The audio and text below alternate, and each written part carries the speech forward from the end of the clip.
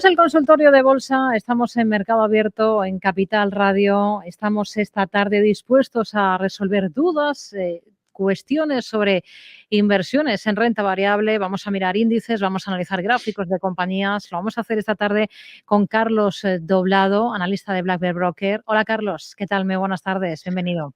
Hola Rocío, buenas tardes, ¿cómo estás?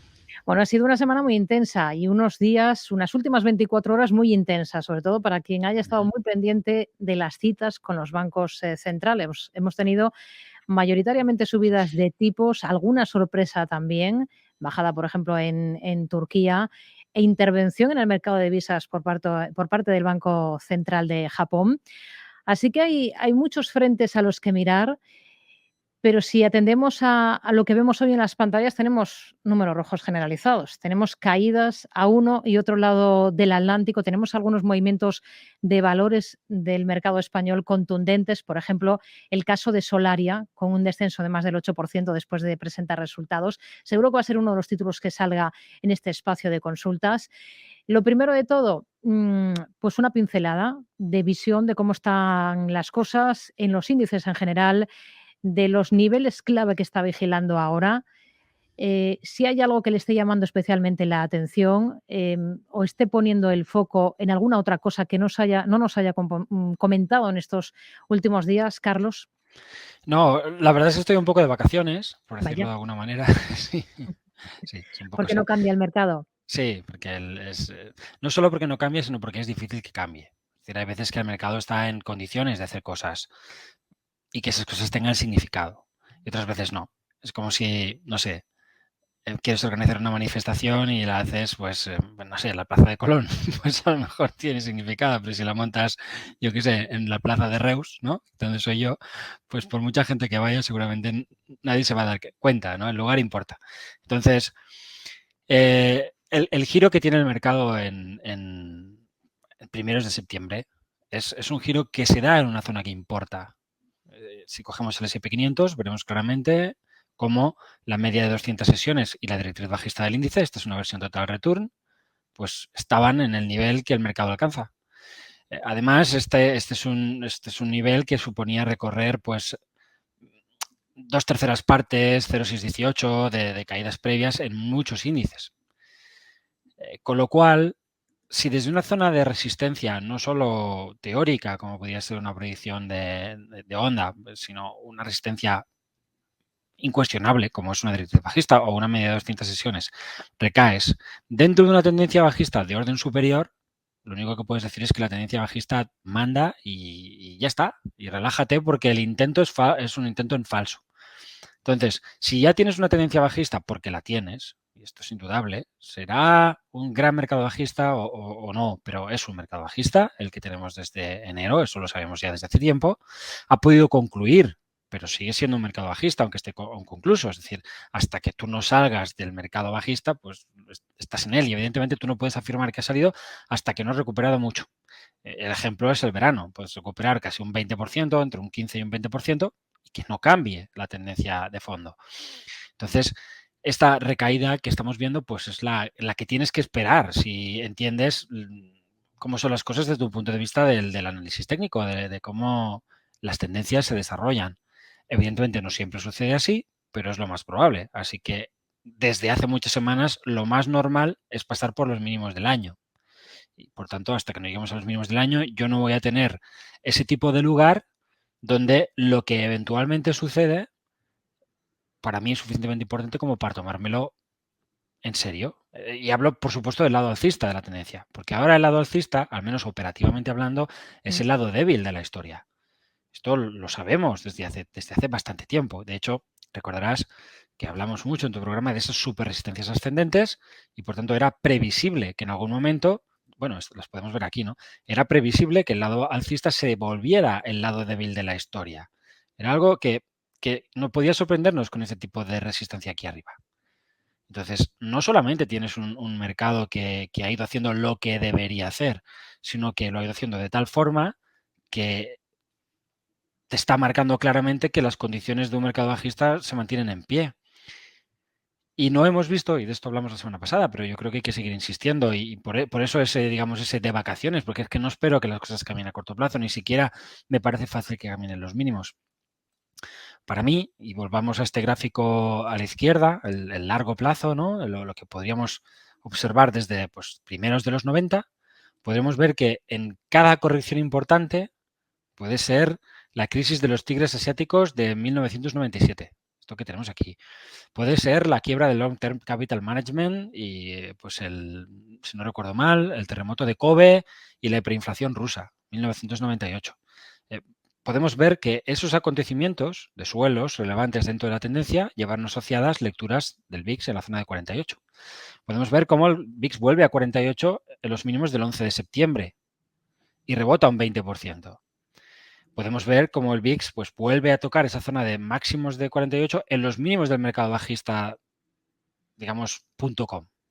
Podemos ver cómo el mercado vuelve a esas zonas de fuertes volatilidades, pero sin alcanzar niveles altos pues a primeros del 2008, pero no, en las correcciones no alcanza esas lecturas extremas que habíamos visto en el anterior mercado bajista. Solo al final, con Lehman quebrado, con el sistema pues en unas condiciones pues muy, muy duras, vimos volatilidades por encima de esas zonas. Tener volatilidades en la zona de 48 no quiere decir que tengas que ver que se acabe el mundo. Es decir, puedes ver la misma volatilidad con una corrección moderada como la que fue lo que vimos con el tema de los tigres asiáticos y puedes verla después de un mercado bajista muy notable como el de finales del 2001 con ya un año y medio de mercado bajista. Es decir, esto tampoco te va a decir el mercado bajista terminado.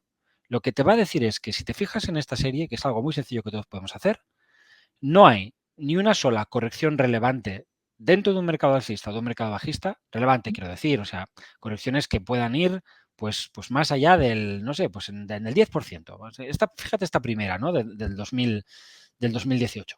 Es una corrección en torno al 10% del S&P 500. Es mucho más pequeña que la que viene después. Pero la que viene después no nos lleva a 48 y es mucho más grave, hay mucha más corrección y sin embargo no nos lleva a esa zona extrema. Y el mercado aún así aún necesitó una nueva corrección para establecer un suelo definitivo. Pero el hecho de que no hayamos visto un episodio de este tipo, es decir, que no hayamos visto una claudicación, un pánico, vamos a decir así en el mercado, de alguna manera te deja sin una de las condiciones que tienes que ver para que se pueda establecer un suelo. No para que se establezca, insisto, este no fue el suelo, porque luego el mercado vuelve a caer y hace incluso mínimos ligeramente descendentes. Y luego vuelve a caer y hace mínimos incluso ligeramente descendentes. El suelo final podríamos decir que se produce 2 años después. Pero tú ya habías visto 2 años antes esta condición. Entonces, alguna vez te traigo algoritmos de sentimiento inversor, ¿no? Pueden llevar ese tipo de condiciones, pueden no llevarlas, pero para que tú puedas concluir, es todo lo que sabemos de estos 30 años de mercado, que no son poco, ir más atrás cuesta porque los datos ya no son tan fiables, etcétera, etcétera, pero todo lo que podríamos afirmar es que cualquier gran corrección, y hemos visto una gran corrección hasta aquí, necesita de un nivel de volatilidad en la zona de 48 del VIX para inmediatamente o con el tiempo finalizar. Mientras no se produzca ese episodio de volatilidad extrema, es muy improbable que cualquier movimiento alcista como el que tuvimos en el verano sea suficiente. Y de hecho no necesariamente va a ser suficiente. Y me voy al ejemplo de 2001. El mercado se va a esa zona extrema y sin embargo tenemos una subida, un proceso lateral, una ruptura bajista y otro tramo dentro de un gran mercado. Pero bueno, ya tenías las condiciones, que luego se vuelven a repetir. Y no es que no hemos visto esas condiciones. En ningún momento.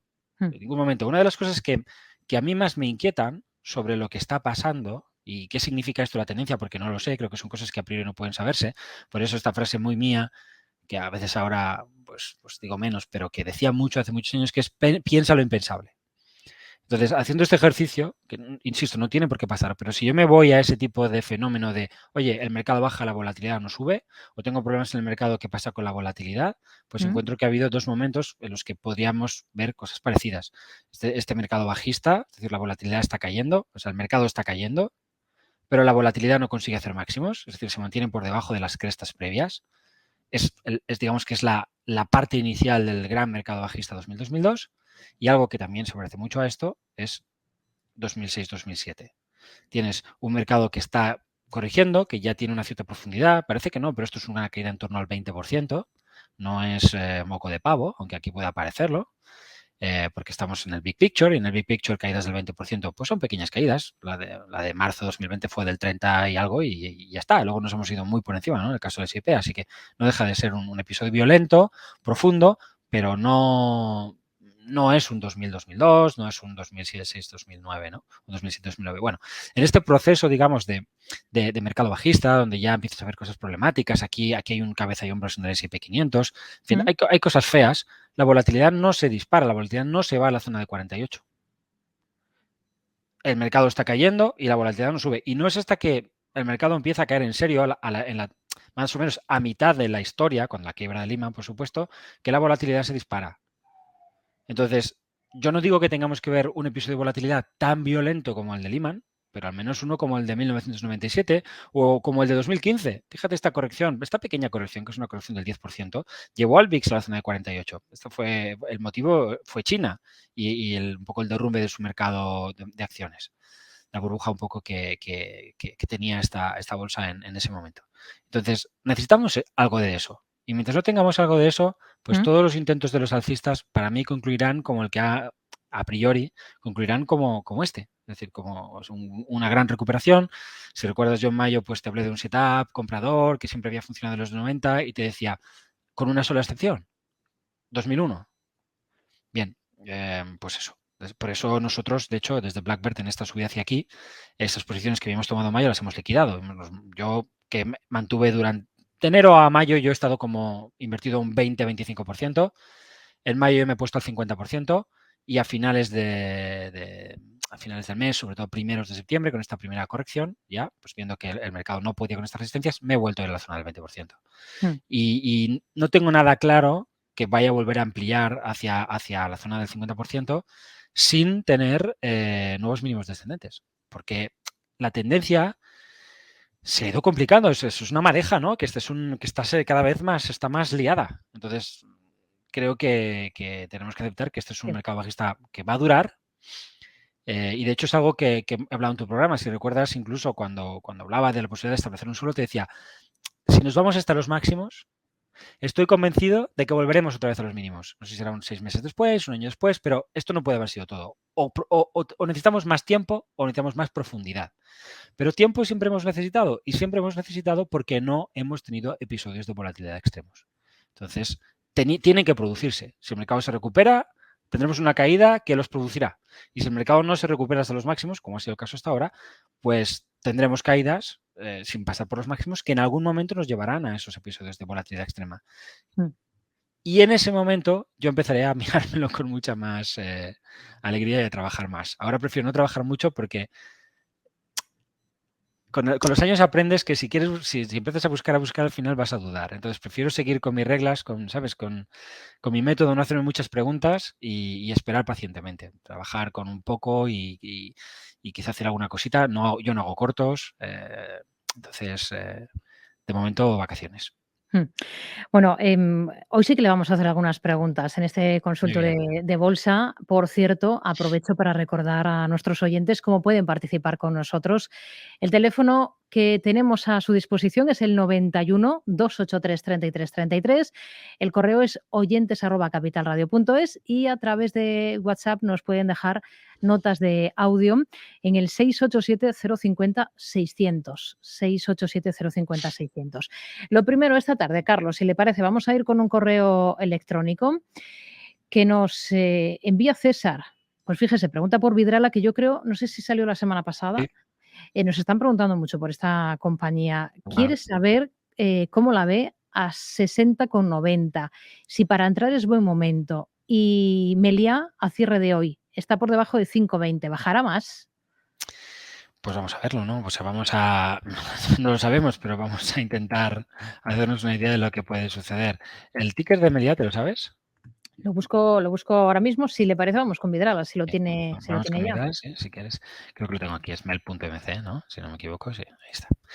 Venga, Vidrala, pues lógicamente un valor que cae de 100 a 60 con una tendencia alcista principal como la que tiene, hombre, esto es una joya, todo el mundo lo sabe y es normal que te preguntes si ha llegado la hora de poner un piececito. Incluso y no voy a hacer aquí de analista técnico, pues hasta puedes poner un piececito, ¿no? Porque sigue siendo una joya de compañía. ¿Dónde están los niveles que de alguna manera deberían frenar al título? Pues aquí podemos verlos, yo creo que con bastante claridad, no siempre es así. Tenemos una primera zona del 60,6, que son los mínimos de la fuerte corrección que tiene el valor durante la crisis sanitaria de 2020, y luego los mínimos del año 2019. Entonces, en esta banda, entre el 56,3 y el 60,6, que además, como puede verse en el gráfico, pues se corresponden con la directriz alcista principal que tenía el título desde el año 2000, pues tenemos muy fuertes soportes. Y todo lo que moverse esté aquí, pues sigue siendo respetar la tendencia alcista de largo plazo sin haberla deteriorado en nada. Y ha caído el valor o habrá caído cerca de un 50%. Esto es lo que tiene el largo plazo. Por eso a los técnicos, el largo plazo, pues les suele resultar incómodo. No es porque no puedan analizar a largo plazo, aunque la mayoría no pueden. Y digo no pueden porque como ven gráficos sin descontar los dividendos y tal, pues les hace difícil el largo plazo. Es normal. Es una compañía que reparte viendo cómo está, la distorsión va a ser brutal. Es lógico que fracasen en el largo plazo, ya que el dato que están utilizando no es correcto. Quizá este es uno de los motivos por los cuales el análisis técnico se considera herramienta de corto plazo, porque fracasa tanto en el largo plazo que acabas diciendo, no, solo funciona en el corto plazo. No, mira, es que si estás utilizando datos que están mal, pues es que es normal que te falle, ¿no? Por debajo de estas zonas de soporte tendríamos problemas de largo plazo. Entonces, si yo quisiera trabajar el título, tendría dos caminos. Empezar a comprar con un stop al final del día bajo el 56 euros, no puedo ir más allá y necesito un 56 con un filtrado semanal o mensual incluso, con lo cual tiene que ser una posición pequeña.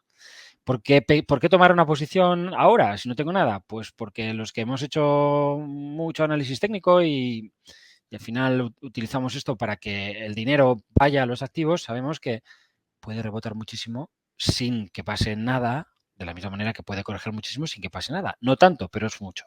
Hasta el punto de que, si nos damos cuenta, aquí tenemos claramente una zona de máximos descendentes que es la que delimitaría hoy en día el cambio de tendencia. Es decir, hasta que no supere 78, esto es bajista.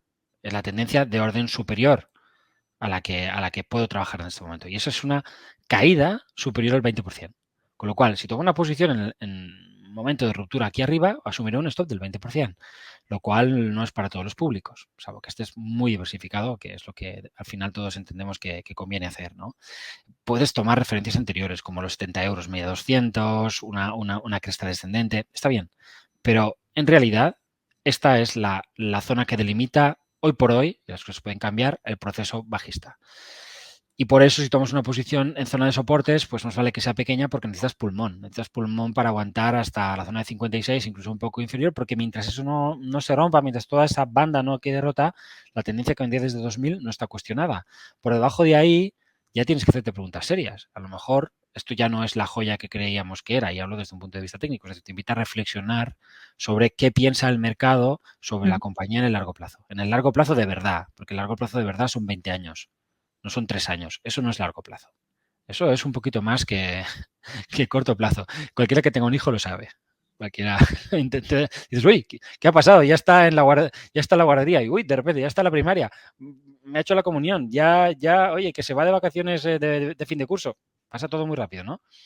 Pues eso. En la bolsa también. Con lo cual, el largo plazo no son plazos de 3-4 años. Eso es un poco un medio plazo. Es una cosa ahí que te dice cosas, pero que no te está cuestionando los fundamentos de las compañías. Si queremos hacer una analogía entre lo que podría ser lo que significan los fundamentos y cómo los gráficos te pueden hablar de ellos, ¿no? Porque los fundamentos es algo que se discute de verdad solamente en el proceso de fondo. Por eso Warren Buffett siempre dice lo mismo, ¿no? Que una corrección del 50% él la considera normal y que no le produce ningún tipo de ansiedad. Bien, pues mira, curiosamente o no, es algo que puede encajar perfectamente con los gráficos. Las correcciones del 50% en gráficos de largo plazo no alteran nada. Pero claro, la mitad de la gente se ha tirado por un barranco. Este es el problema. Meliá, pues, ¿qué quieres que te Le diga? preocupa el siguiente que haya perdido los 5,20. Sí, es normal. Es decir, técnicamente es un buen soporte. Es cierto que mañana tenemos un cierre semanal. Estamos hablando de un soporte muy importante. Requiere un cierto filtro. E incluso aquí tenemos un mínimo que también tiene su importancia, que es el 4,93. Pero evidentemente esta banda es muy importante. Esta banda viene a tener la misma importancia que tiene el nivel del 56,60 en el caso de Vidrala. Aquí estamos hablando del 4,90-5,20. Pero en Vidrala hablamos de un gráfico a 20 años y aquí hablamos de un gráfico a 2 años, 3 años. Es decir, este es un proceso más corto a medio plazo. Sus implicaciones sean distintas. ¿El problema? Pues el problema es que este es un título, que a diferencia de Vidrala, no es ninguna máquina, no es ninguna joya desde un punto de vista de lo que sería el retorno, porque aquí tenemos un gráfico que ajusta dividendo, pues podemos ver que es desde primeros de los, bueno, desde mediados de los 90, la rentabilidad incorporado todo el dividendo es cero. Es decir, que es una compañía que a 25 años no ha generado nada de valor. Nada. No es una joya precisamente. Entonces, si no tienes una joya, las correcciones que puedes ver son más peligrosas. Esto puede resultar un poco contraintuitivo, pero es así. Es decir, las cosas no están bajas casualmente, ni están altas casualmente. Están altas porque funcionan, entonces pueden subir sin que los múltiplos aumenten demasiado. Y el mercado cree en esas compañías porque tienen no solo un buen relato, sino muy buenos números. Una compañía que no consigue ascender con el paso de los años, que se estanca, que se queda en, pues eso, en una tierra de nadie a 25 años, es una compañía que quizá tiene un relato muy chulo, pero que sus cuentas desde luego no deben ir muy allá, porque las cosas no funcionan. Entonces, en cualquier crisis, cualquier problema, cualquier recesión, cualquier cosita, pues la pone en situación muy vulnerable y el hecho de que esté baja no significa que no pueda estar bajísima. Y el problema cuando los activos llegan a estar bajísimos es que luego, o sea, tú entras en lo que se llamará, pues eso, el apalancamiento asimétrico, es decir, que cuesta mucho salir de esa situación. Pero hablamos de un apalancamiento que estaría en los propios números de la compañía. Es decir, cuando una compañía tiene problemas de verdad, revertirlo es muy duro. En cambio, cuando tienes una gran compañía, aunque tenga problemas temporales, luego todo eso es capaz de sanearse más rápido, de hacer lo que tiene que hacer y mejorar con el tiempo. Por eso los analistas técnicos también, con el paso de los años, uno se da cuenta de que esa es una cosa que sucede de forma natural. Al principio buscamos compañías que están bajas, que han caído mucho, quizá porque hemos leído algún libro que no habría que haber leído, y luego dejas de remover entre esa basura, porque en realidad donde hay que estar es en las compañías que lo hacen bien. Esas son las vidralas de la vida, porque son las que te van... no solamente estás haciendo algo que puede tener sentido desde un punto de vista técnico, es que seguro que tiene sentido desde un punto de vista empresarial, económico, de los números, porque si no el mercado no lo primaría, no, el mercado no lo valoraría, el mercado a su manera hace el trabajo muy bien. Entonces, si tú dejas que el mercado haga el trabajo de selección, ya tienes mucho ganado. No hace falta que busques un doble suelo en compañías arruinadas. Sí, ya sé, si sale bien puedo ganar un 400% en una semana. Sí, es verdad, puedes hacerlo. Pues bueno, sí. También puedes jugar a la lotería, tío. O sea, tómate esto como un trabajo, tómate esto como algo que harás durante toda tu vida. No es un solo trade. No, se trata de hacerlo mucho tiempo.